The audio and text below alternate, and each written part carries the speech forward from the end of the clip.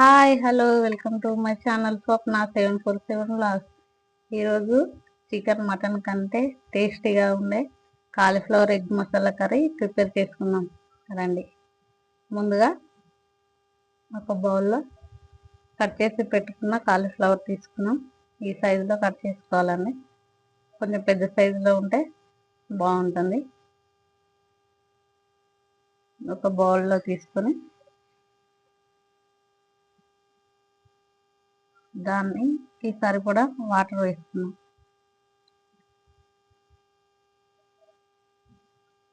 పసుపు సాల్ట్ వేసుకొని ఒక 5 to 6 మినిట్స్ వరకు ఉడికించుకుందాం.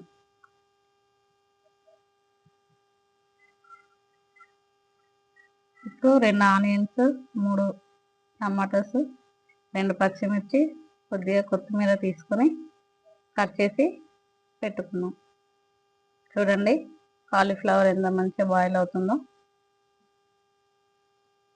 చూడండి. ఈ స్టేజ్లో ఉడికితే సరిపోతుంది. మరీ మెత్తగా కూడా ఉడికించుకోవద్దండి. మళ్ళీ ఎగ్లో ఉడుకుతుంది కాబట్టి ఆ మాత్రం సరిపోతుంది. ఇప్పుడు 50 ml ఆయిల్ వేసుకున్నాం.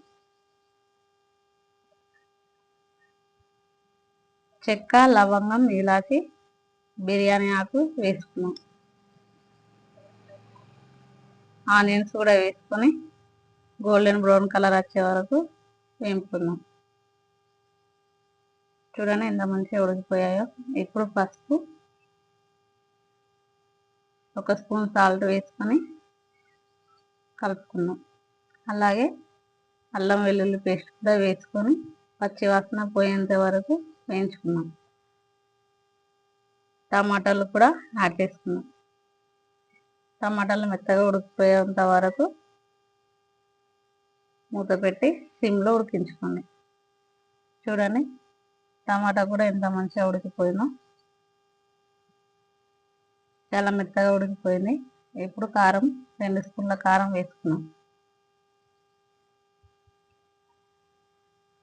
కారం కూడా కొంచెం మంచిగా ఉడికేంత వరకు మూత పెట్టుకున్నాం. చూడండి మంచిగా ఉడికిపోయింది. ఇట్లా ఆయిల్ పైకి తేలుతుందంటే టమాటా మంచిగా ఉడికిందని అర్థం. ఈ స్టేజ్లోనే 4 ఎగ్స్ వేసుకున్నాం. 4 ఎగ్స్ సరిపోతాయండి. మీకు ఇష్టమైతే ఇంకో 2 కూడా యాడ్ చేసుకోండి, పర్వాలేదు. నేనైతే 4 ఎగ్స్ తీసుకున్నా అండి. చాలా చాలా టేస్టీగా ఉంటుందండి ఇది కర్రీ. ఎప్పుడు ట్రై చేయకపోతే ఖచ్చితంగా ఒకసారి ట్రై చేసి చూడండి. చాలా టేస్టీగా ఉంటుంది, సూపర్ ఉంటుంది టేస్ట్. తప్పకుండా ట్రై చేయండి. నా ఛానల్ని సబ్స్క్రైబ్ చేసుకోవడం మాత్రం మర్చిపోకండి. చూడండి ఎగ్ ఇలా టర్న్ చేసుకున్నాం. ఇంత మంచిగా లోపల వరకు ఉడికిపోయింది ఎగ్ కూడా. ఇలా అన్నీ టర్న్ చేసుకున్నాం. చూడండి ఆయిల్ కూడా ఎంత మంచిగా తేలుతుందో. ఇప్పుడు మనం ముందుగా ఉడికించుకున్న కాలీఫ్లవర్ వేసుకొని కలపద్దండి. కలపకుండా ఒక 2-3 మినిట్స్ వరకు ఉడికించుకుందాం మూత పెట్టి. అప్పుడే దానికి ఎగ్లో ఉన్న అన్ని ఫ్లేవర్స్ యాడ్ అవుతాయి, మంచిగా ఉంటుంది అప్పుడు టేస్ట్ కూడా. చూడండి ఒక 2-3 మినిట్స్ తర్వాత మళ్ళీ ఒకసారి ఇలా టర్న్ చేసుకున్నాం.